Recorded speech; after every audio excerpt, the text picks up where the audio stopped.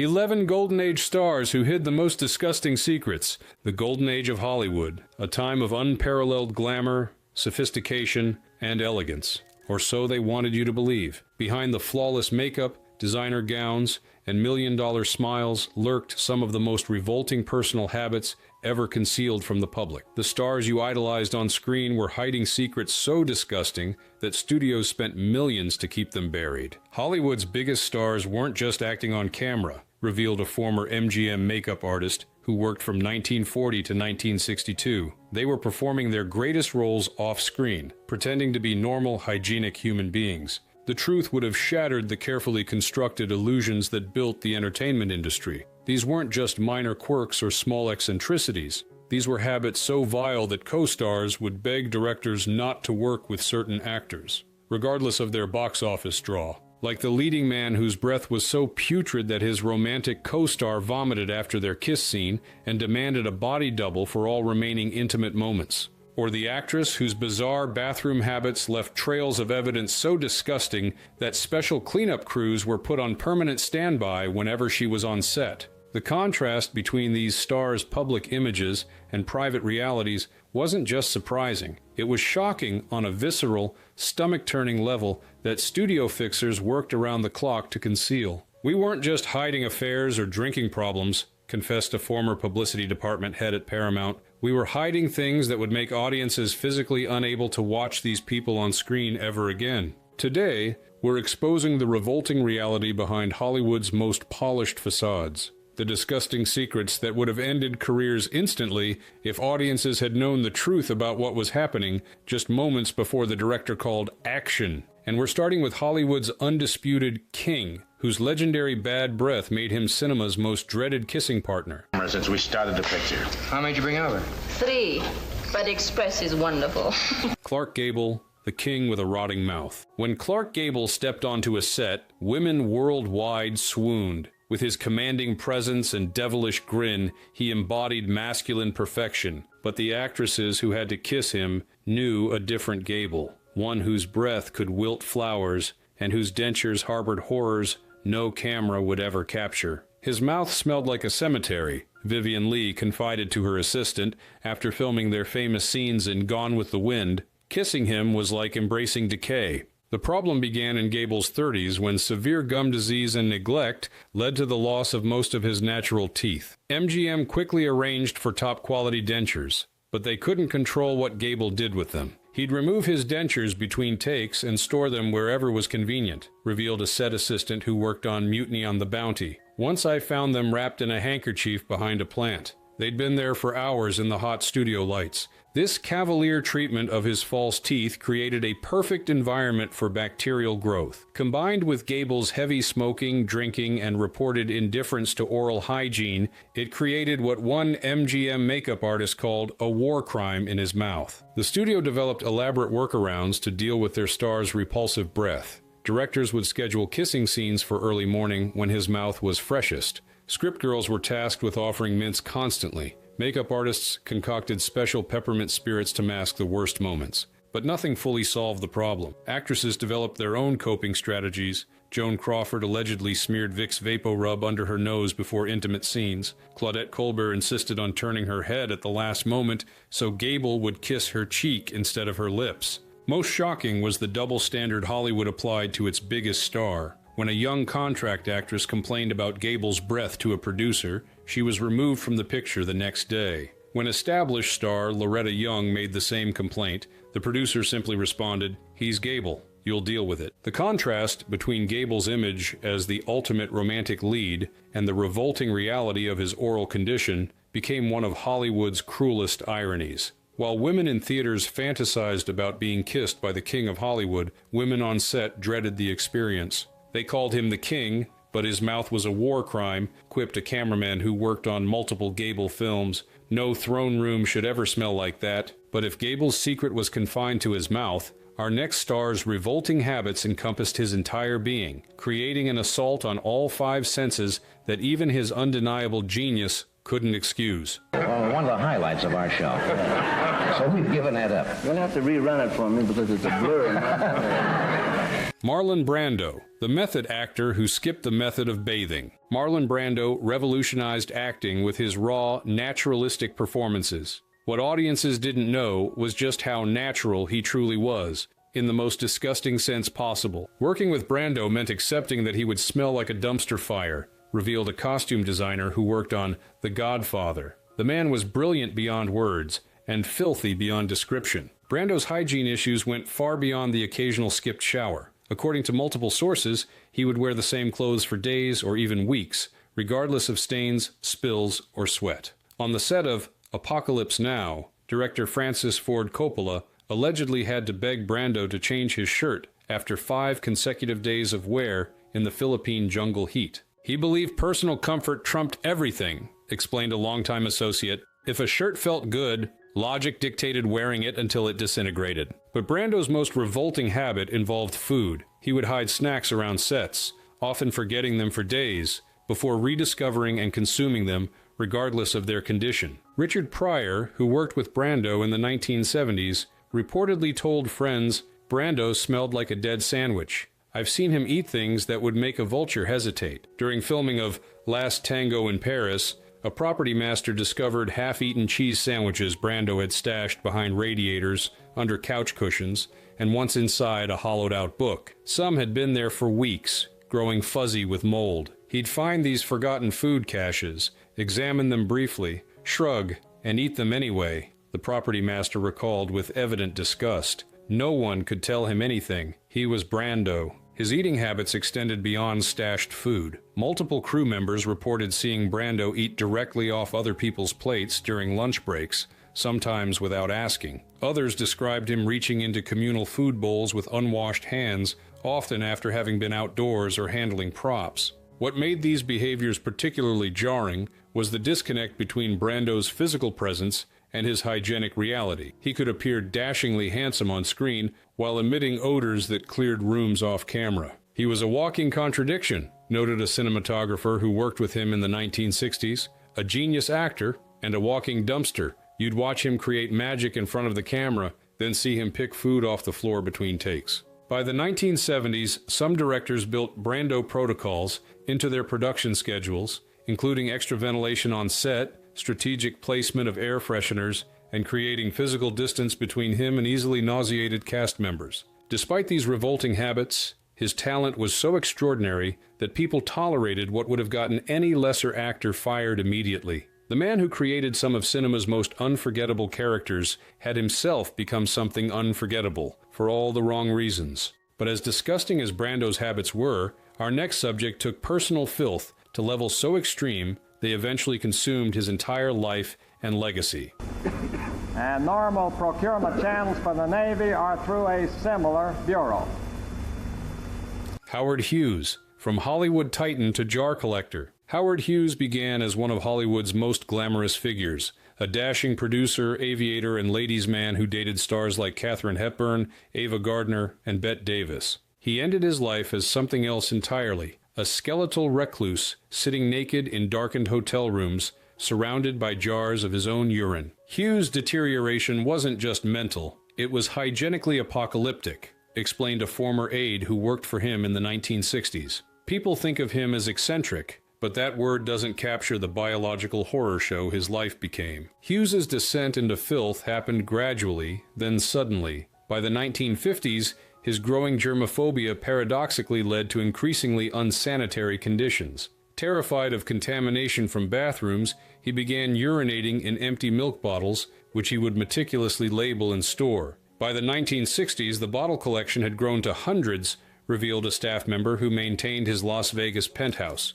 He had a complex cataloging system: date, time, color. He believed he could track his health through the changes in his urine. The contradictions in his behavior became increasingly bizarre. Despite his fear of germs, Hughes stopped bathing regularly. He would sit for days in the same spot on his bed, naked except for a napkin placed over his genitals, watching movies on repeat, while his hair grew matted and his nails lengthened into yellowish claws. His fingernails reached grotesque lengths, described a nurse assigned to his care. The longest grew to almost 3 inches. They curled and thickened, collecting dirt and skin cells underneath. He refused to let anyone cut them. As his mental state deteriorated, so did his physical appearance. Hughes stopped brushing his teeth entirely. Staff reported that his dental condition became so severe that pieces of teeth would occasionally break off, which he would examine with scientific curiosity. Perhaps most disturbing was his tissue collection ritual. Hughes would use Kleenex for everything from blowing his nose to cleaning himself, then store the used tissues in neat stacks, organized by date of use. These piles would grow until they sometimes reached the ceiling in corners of his room. He was living like a raccoon, a security guard assigned to his floor in the Desert Inn Hotel told associates, Hollywood's richest man, surrounded by waste, rotting food, and bodily fluids. His once handsome appearance deteriorated beyond recognition. By the 1970s, Hughes weighed less than 100 pounds. His hair hung in greasy strands past his shoulders, his beard reached his chest, and his untrimmed fingernails and toenails curled around his digits like talons. Hughes's tragic descent reveals the darkest potential outcome of unchecked eccentric behavior, how a man who once personified Hollywood glamour could transform into a figure of grotesque squalor, preserved by wealth that ensured no one could force him to change his revolting lifestyle. But while Hughes's decline was pathological, our next star's disgusting habit was something millions secretly do. He just did it openly and unapologetically on set. I'm afraid I'd make a miserable jester.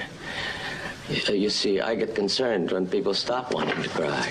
Montgomery Clift, the booger-eating method actor. Montgomery Clift was considered one of Hollywood's most sensitive and intelligent actors. His performances in classics like From Here to Eternity and A Place in the Sun revealed depths of emotion few male stars of his era could match. He was also, according to multiple sources, an unabashed nose-picker and booger-eater who engaged in this revolting habit even during rehearsals. Monty had absolutely no shame about it, recalled an assistant director who worked with him in the 1950s. He'd be running lines, stop mid-sentence, dig for gold, examine what he found, and pop it right in his mouth, then continue the dialogue as if nothing had happened. This wasn't occasional behavior or a one-time incident. Makeup artists reported regular cleanup sessions before shooting where they'd have to deal with the aftermath of his nasal excavations. One even kept special tissues on hand specifically for Monty duty. I worked with children, animals, and Montgomery Clift, quipped a veteran makeup artist. The children eventually grew up and the animals could be trained. Monty never stopped mining for nose gold. What made Clift's habit particularly jarring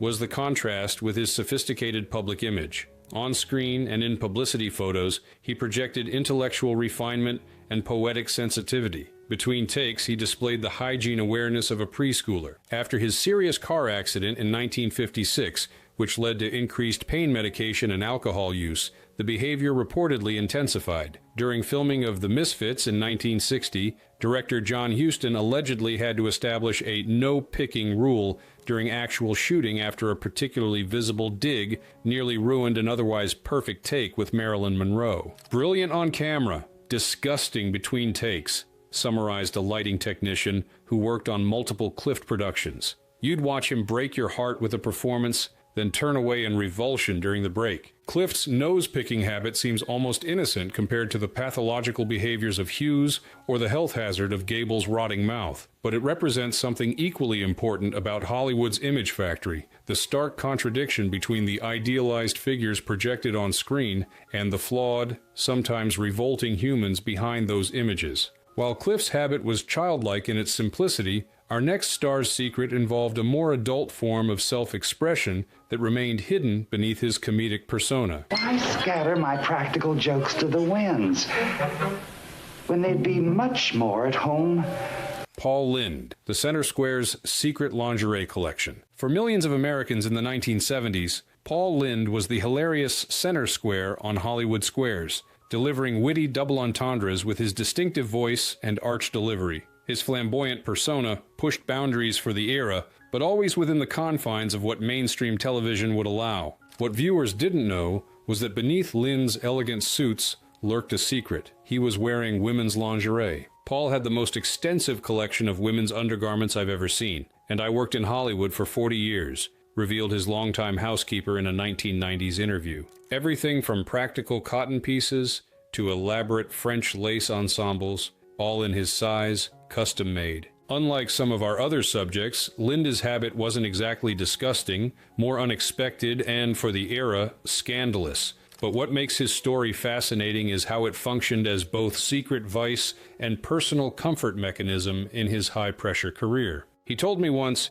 "It keeps me grounded and glamorous," recalled a close friend who knew about Linda's predilection. Under the harsh lights of television, dealing with the stress of live broadcasts and hiding his sexuality, those silky items against his skin provided some kind of comfort. Lind reportedly wore lingerie under his tuxedo while hosting events, during television appearances, and even at formal Hollywood gatherings. The contrast between his public image as television's sarcastic uncle figure and his hidden self-expression created significant psychological strain. "You laughed at the jokes. He was hiding lace," noted a biographer who researched Lindy's complex life. That contradiction between the public wit and the private struggle eventually contributed to his problems with alcohol and his often bitter outlook. On rare occasions, Linda's secret nearly became public. During a particularly wild party at his Palm Springs home in the early 1970s, he allegedly jumped into the pool in a drunken moment of liberation, revealing a pink teddy underneath his clothes.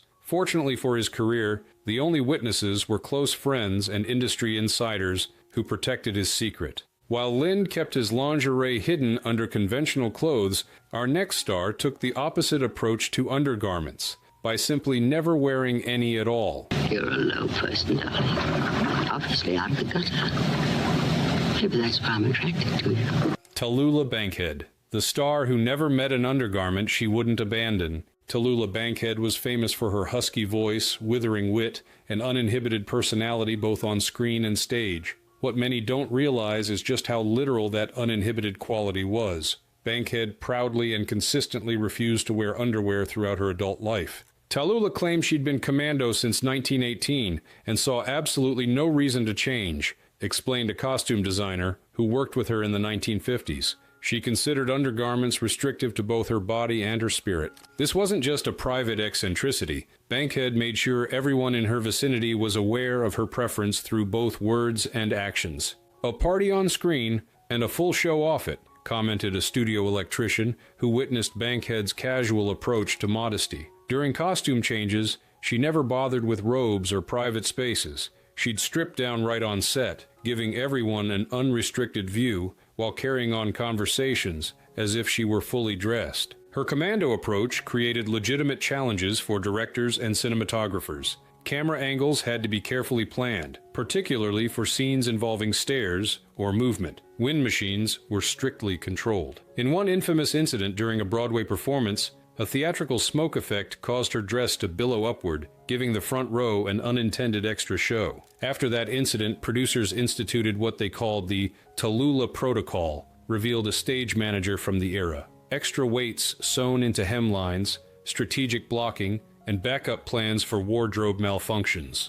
Unlike some stars who might have been embarrassed by such incidents, Bankhead treated them as amusing anecdotes. When a young stagehand accidentally walked in on her during a partial costume change and froze in embarrassment, she reportedly looked him in the eye and drawled, "What's the matter, darling? Haven't you ever seen a real star before?" Bankhead's refusal to wear underwear wasn't merely about physical comfort. It was a deliberate statement about freedom from convention that aligned with her boundary-pushing personality. In an era of girdles, corsets, and restrictive foundation garments, her choice was almost political. She told me once, "I refuse to be bound by undergarments, by studios, or by society's expectations," recalled a co-star from her later career. Her lack of underwear was just the most visible symbol of her larger resistance to being controlled. While Bankhead's underwear-free existence created occasional awkward moments, our next star's disgusting habit actively created health hazards for those working around her.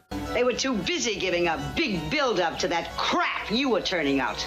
Bette Davis, the queen of the spit bucket, Bette Davis dominated Hollywood with her intense performances and distinctive eyes. But on set, she was known for something far less glamorous: her revolting habit of spitting tobacco-stained saliva with abandon and terrible aim. Davis chain-smoked on every set. "We're talking 3, sometimes 4 packs a day," explained a set decorator who worked on multiple Davis films. Combine that with her fondness for chewing gum and occasionally tobacco, and you had a saliva situation that required industrial management. The studio's solution was Davis buckets, small receptacles placed strategically around sets where the star could expel the built-up saliva from her smoking and chewing. The problem? Davis frequently missed. Her performances were fire, and so was the floor around her chair, recalled a grip who worked on All About Eve. The area surrounding any Davis sitting position became what crews called the splash zone. No one wanted to walk through it, especially in nice shoes. What made this habit particularly problematic was Davis's imperious attitude about the whole situation. She expected crew members to empty and clean her spit buckets without comment or visible disgust.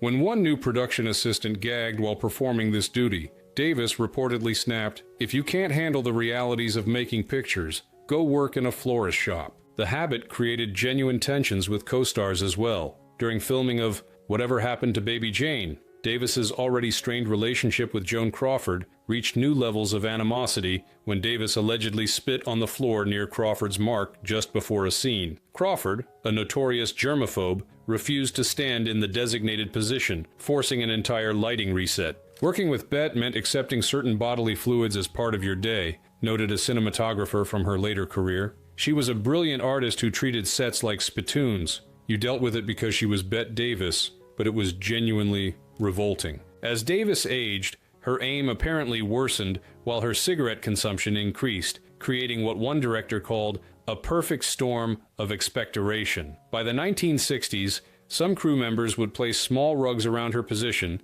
that could be quickly removed and cleaned between setups. While Davis subjected others to her bodily fluids from above, our next subject inflicted his disgusting habit from below, creating a different kind of hazard for those unfortunate enough to be nearby. May I ask you a question? No, now. No! Right now! I want to ask my questions now and... Peter Lorre, Hollywood's compulsive footpicker. Peter Lorre created some of cinema's most memorable characters, from the child murderer in M to the mysterious Joel Cairo in The Maltese Falcon. His distinctive voice and unsettling gaze made him Hollywood's go-to actor for charming yet sinister roles. What his co-stars dreaded wasn't his villainous screen persona, but his compulsive need to remove his shoes and manipulate his feet, often while reading lines or during breaks in filming. Lorre had this ritual before any significant dialogue scene, revealed an assistant director who worked with him in the 1940s. He'd slip off his shoes, peel off his socks, and begin a thorough examination of his feet, picking at calluses, cleaning between toes, sometimes even sniffing his fingers afterward. This wasn't an occasional habit, but a consistent behavior that directors had to schedule around. Humphrey Bogart, after making several films with Lorre, reportedly told director John Huston before The Maltese Falcon began production, "Just give Peter 5 minutes with his feet before important scenes. It's easier than fighting it." Method acting? More like method fungus, quipped a script supervisor who witnessed Lorre's foot fixation over multiple productions. He claimed it helped him concentrate, that physical discomfort distracted from emotional performance. The rest of us just tried not to watch. The behavior became so well known that some stars included no foot manipulation by Lorre within visual range clauses in their contracts when working with the actor. Sidney Greenstreet, his frequent co-star, allegedly insisted on having his chair positioned so that Lorre's feet would never be in his line of sight during breaks. "He was a genius and a fungal hazard," commented one actress who worked with him in the 1950s. The contrast was startling. This cultured European intellectual with his books and philosophical discussions, who couldn't keep his hands off his toes for more than an hour. What made Lorre's habit particularly difficult for others was the casual way he'd return to normal activities afterward, handling props, shaking hands, or touching communal objects without washing his hands after extended contact with his feet. Production assistants on Lorre films were often assigned the unofficial duty of trying to place hand sanitizer, or its era-appropriate equivalent, within easy reach after his foot sessions, though he rarely used it. While Lorre's foot fixation was voluntary, our next star's disgusting habit stemmed from something far more tragic: studio abuse that forced her into a cycle of self-harm that would eventually contribute to her early death.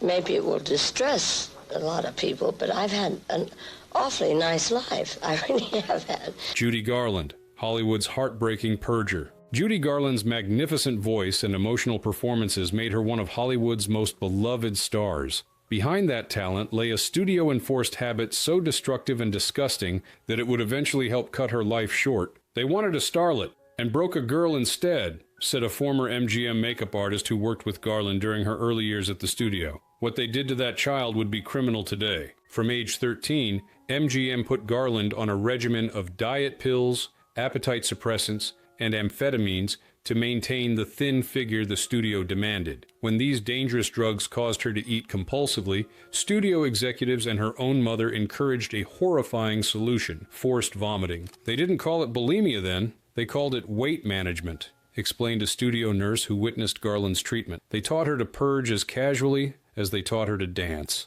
The young star quickly became adept at hiding this behavior, even in public settings. During the filming of The Wizard of Oz, when Garland was just 16, she reportedly excused herself to the bathroom after lunch breaks and returned with freshly applied makeup to cover her bloodshot eyes. As she grew older and the cycle of starvation, binging, and purging became entrenched, Garland developed increasingly desperate methods to manage her secret. She once threw up into her own purse to avoid halting filming, revealed a wardrobe assistant who worked closely with her in the 1940s. "We were already behind schedule, and she knew another delay would mean more screaming from the director. So when she felt sick from the pills they'd given her that morning, she discreetly used her handbag rather than run off set." The purging habit continued long after she left MGM, becoming so ingrained that it persisted throughout her adult life. During her concert years, venue managers were sometimes instructed to place receptacles in strategic locations backstage for Garland's use between songs.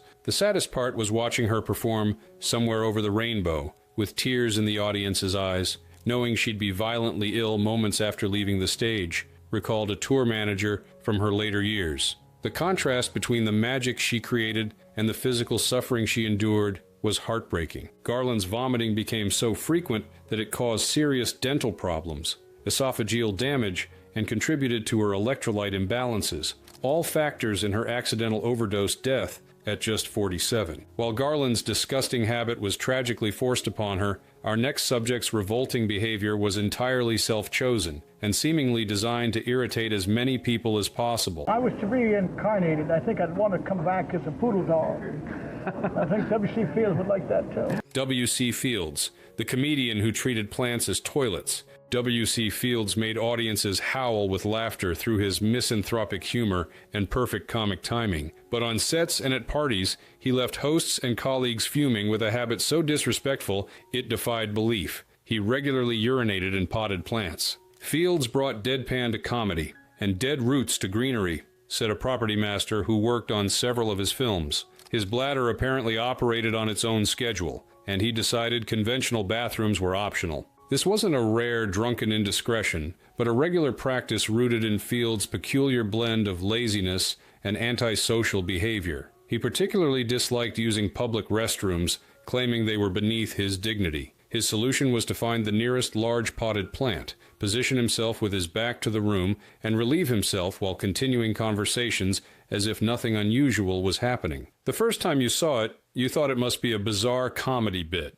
recalled an actress who appeared in 2 Fields films. "Then you realized he was actually urinating in the director's favorite ficus tree while discussing his contractual terms. The cognitive dissonance was staggering. Studio executives and wealthy Hollywood hosts learned to Fields-proof their environments by removing or protecting valuable plants when the comedian was expected. On one film set, the director ordered all real plants replaced with plastic ones after Fields killed an expensive imported palm. You'd think the smell would have embarrassed him, but he seemed utterly unconcerned," noted a cameraman who witnessed multiple plant watering incidents. He'd zip up, turn around, and continue whatever story he'd been telling, while everyone pretended not to notice the puddle forming at the base of the plant. The behavior became so associated with Fields that other comedians would sometimes mimic it to mock him. During one industry party, Groucho Marx allegedly followed Fields around, pretending to put small, out-of-order signs on plants after Fields had visited them. Fields' plant urination habit aligned perfectly with his misanthropic screen persona,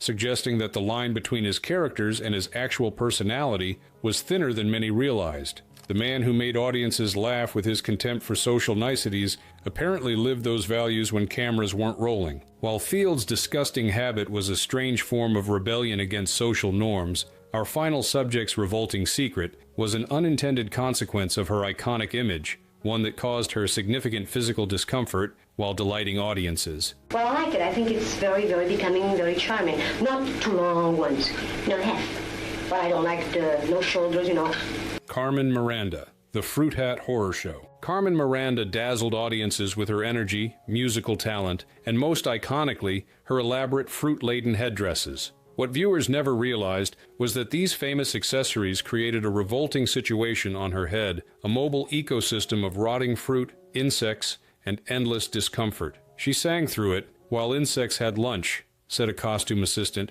who worked with Miranda during her Hollywood years. Those fruit hats weren't props, they were functioning habitats. Miranda's signature headpieces weren't made with plastic fruit as many assume. For authenticity and visual appeal, they contained real fruits. Bananas, oranges, strawberries, grapes, artfully arranged and secured to a base that was then attached to her head. Under hot studio lights, these fruits would begin to ripen rapidly. By midday on long shoot days, they would start to ferment and attract insects. Flies, gnats, fruit flies, and occasionally ants would find their way to the mobile feast perched atop the star's head. I've seen her perform complex dance numbers while tiny flies circled her head like a halo, recalled a choreographer who worked with Miranda on several films. She'd occasionally give a small, discreet shake of her head when something crawled on her scalp, but never missed a step. The weight of these arrangements, sometimes up to 10 pounds, created genuine physical strain. Miranda suffered from regular headaches and neck pain, yet the studio insisted on increasingly elaborate designs as they became her defining trademark. The practical challenges were considerable. During breaks in filming, Miranda couldn't simply remove the headdress. It required a team to disassemble and then reconstruct it. This meant that even during lunch or extended pauses, she was often stuck with the increasingly ripe arrangement. "If the bugs want a party, I give them a dance," Miranda reportedly told a concerned makeup artist who noticed insects in her headpiece during a particularly long shooting day. Her good humor about the situation belied the genuine discomfort she endured. The fruit hats created other unexpected problems as well. Juice would occasionally drip down her forehead during energetic dance numbers, the weight distribution would shift as fruits settled or partially detached, and the smell, particularly toward the end of long days, could become noticeable to those standing nearby. By the final take, you could sometimes catch a whiff of fermentation, like a tiny wine cellar on her head, described a sound technician who worked closely with Miranda. She covered it with extra perfume, but there's only so much you can do when you're wearing a compost heap as a fashion statement.